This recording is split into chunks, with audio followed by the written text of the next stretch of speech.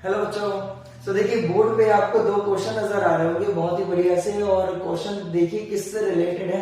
Acidic hydrogen यानी acidic proton पूछा गया है, ठीक है। और टाइटल भी है मोस्ट एसिडिक प्रोटॉन, हमें किसी दिए हुए ऑर्गेनिक मॉलिक्यूल में बताना है। दूसरा क्वेश्चन भी इसी से रिलेटेड है, मोस्ट एसिडिक प्रोटॉन हमें बताना है। तो सबसे पहले एक बार छोटा सा हिंट ले लेते हैं कि किस तरीके से पता लगाएं मोस्ट एसिडिक प्रोटॉन कौन सा है। सो आओ बच्चों देखो एक बार, जैसे मान लो कि कोई भी XYZ हमें ऑर्गेनिक कंपाउंड दिया हुआ है, ठीक। लेट्स से कि कोई कार्बन चेन है और उसमें एक हाइड्रोजन इधर की तरफ लगा हुआ है, ठीक। कोई भी पर्टिकुलर ग्रुप हो सकता है XYZ आपका ये, और हमें क्या करना है, हमें बताना है कि ये हाइड्रोजन एसिडिक है या नहीं।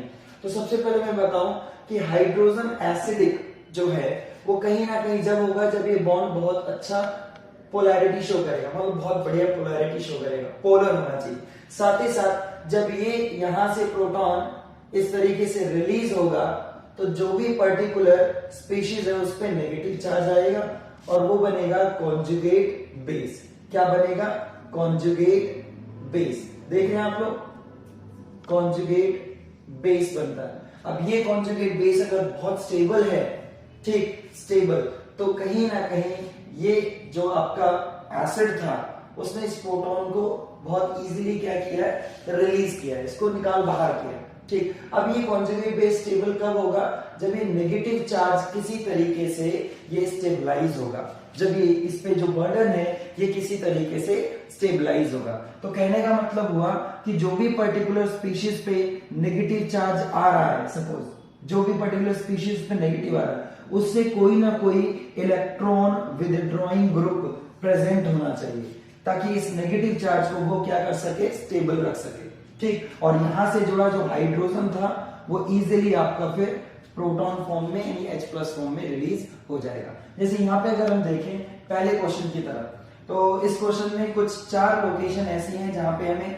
एसिडिक प्रोटॉन ढूंढना है, ठीक। तो प्रोटॉन अगर देखें तो सबसे पहले Z पे ध्यान लगाएं।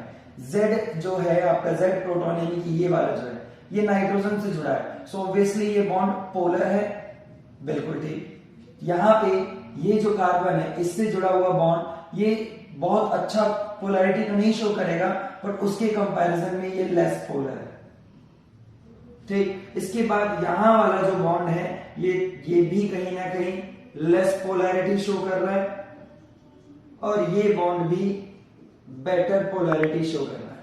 अब ध्यान देने वाली बात ये है कि इन सब ने सपोज कि प्रोटॉन छोड़ दिया, ठीक है, सबसे प्रोटॉन हटा दो और क्या बनाओ, कॉन्जुगेट बेस बनाओ। तो सभी के प्रोटॉन हटाते हैं एक बार, यहां से प्रोटॉन अगर हटता है, मान लो ये लूज करता है Z साइड से, तो ये माइनस आएगा, इस पे यहां माइनस आएगा, इस पे यहां माइनस आएगा और इस पे नाइट्रोजन पे माइनस आएगा।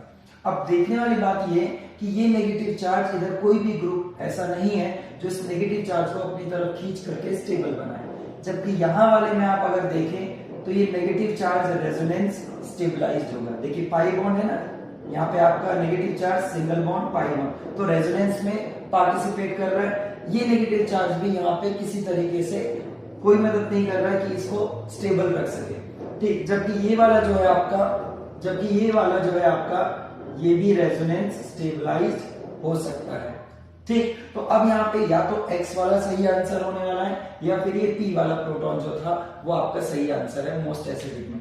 तो आप अगर ध्यान दें तो ये नेगेटिव चार्ज नाइट्रोजन पे ज्यादा स्टेबल है। क्यों? क्योंकि nitrogen is more electronegative as compare to जो यहाँ पे कार्बन जिसपे नेगेटिव चार्ज है। तो दोनों में कंपटीशन है और दोनों में कंपैरिजन है, तो P यहाँ पे आपका सही आंसर आएगा क्योंकि मोर इलेक्ट्रोनेगेटिव एटम पे नेगेटिव चार्ज ज्यादा स्टेबलाइज्ड होता है, ठीक है बच्चों। तो पहले क्वेश्चन का आंसर हुआ P। अगर हम बात करें क्वेश्चन नंबर 2 की, तो मोस्ट एसिडिक में देखें तो सभी में OH बॉन्ड देख सकते हैं आप, सभी में OH बॉन्ड यानी कि बॉन्ड का नेचर यहाँ अलग अलग नहीं है। तो अब देखने वाली बात है कि अगर इसने मान लो इलेक्ट्रॉन छोड़ा, मतलब प्रोटॉन छोड़ा, तो इस पे नेगेटिव चार्ज, इस पे नेगेटिव, इस पे, इन सब पे प्रोटॉन देने के बाद नेगेटिव चार्ज आ जाएगा। अब जरा ध्यान से देखिए कि इन सभी जो कॉन्जुगेट आयन है इन सब में देखिए कौन है जो इस नेगेटिव चार्ज को स्टेबल रखने में हेल्प कर रहा है। तो देखो फ्लोरीन है यहाँ पे, जो इलेक्ट्रॉन सिग्मा इलेक्ट्रॉन को अपनी तरफ खींचेगा। यहाँ पे आयोडीन खींचेगा लेकिन दूरी बहुत ज्यादा है और इलेक्ट्रोनेगेटिव कम है आयोडीन फ्लोरीन से, तो बी वाला तो आंसर बिल्कुल नहीं हो सकता।